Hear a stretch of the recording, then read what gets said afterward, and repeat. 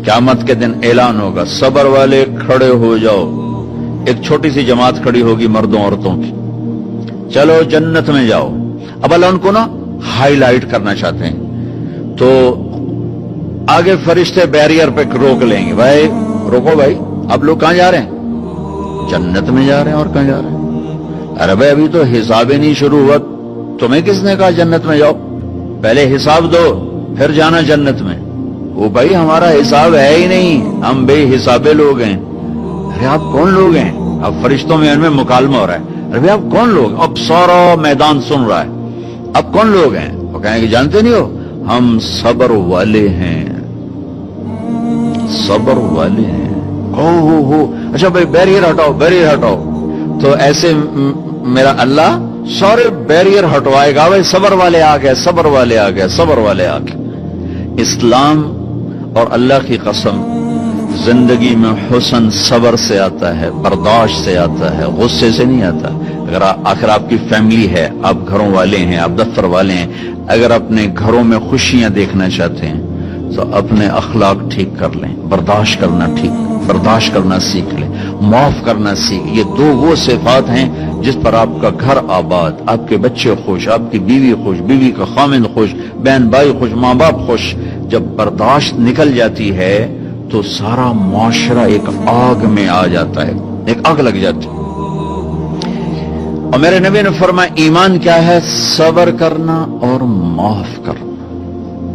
आप खाना खा रहे हैं, एक तवाइफ गुजरी, उसने आप पर तंज किया, कैसा नबी है जो अकेले अकेले रोटी खाता है, किसी को पूछता ही नहीं। आपने कहा आओ बैठो तुम भी खा लो, सामने बैठा लिया।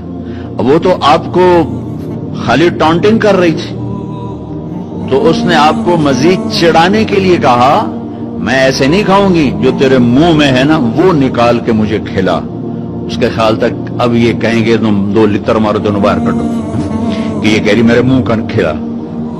और होना भी यही चाहेगी कि कैसी बदतमीज औरत है, कह रही जो तेरे मुंह में वो मुझे निकाल के खिला, पर मैं अपने नबी के अखलाक पे कुर्बान जाऊं। आपने कहा मैं हाजिर हूं। वो जो नवाला मुंह में था वही आपने निकाला और अपने हाथों से उसके मुंह में डाल दिया। और नबी का लुआब जब किसी के मुंह में जाएगा तो की करेगा? फिर ज्यों अल्लाह के नबी का लुकमा उसके अंदर गया, उसने सादी कलमा पढ़ लिया और मक्के की सबसे हया वाली खवातीन में उसका शुमार होने लगा। ये मेरे नबी की जिंदगी है, माफ करना, दरगुजर करना। अब्दुल्ला बिन उबई जो मुनाफिकीन का सरदार था, जिसने सबसे ज्यादा मेरे नबी को तकलीफ पहुंचाई। अल्लाह के नबी पानी पी रहे थे, उनके बेटे ने कहा या रसूल अल्लाह थोड़ा पानी बचा दें। उनका बेटे पक्के मुसलमान थे। क्या करोगे? कहा मेरा बाप शायद पी के मुसलमान हो जाए। हमें कह लो, वो गिलास लेकर आए, अब्बा ये पानी पी लो। क्या है? तो अल्लाह के नबी का बचा हुआ पानी है, पी ले, शायद तेरे अंदर ईमान आ जाए। कहने लगा जाओ वहां से किसी का पेशाब ले आओ, मैं वो पी लूंगा, ये नहीं पीऊंगा। तो उनको इतना गुस्सा आया, वापस आया, या रसूल अल्लाह ये पक्का मुनाफिक है, बदबख्त, मुझे इजाजत दे मैं इसकी गर्दन उड़ाता हूं। आपने कहा तेरा बाप है, जाओ उसकी खिदमत कर। हमारा इस्लाम सिर्फ नमाज रोजे तक आ गया, बस हज उमरा नमाज, हज उमरा नमाज, जिक्र तिलावत, बहुत आला चीज है, अल्लाह का शुक्र है। बाज मुल्क ऐसे बेचारों को पता नहीं नमाज क्या है। पहला सवाल था इस्लाम क्या है? इत्आमुत ताम वतीबुल कलाम, मीठा बोल। ईमान क्या है? माफ करना और सब्र।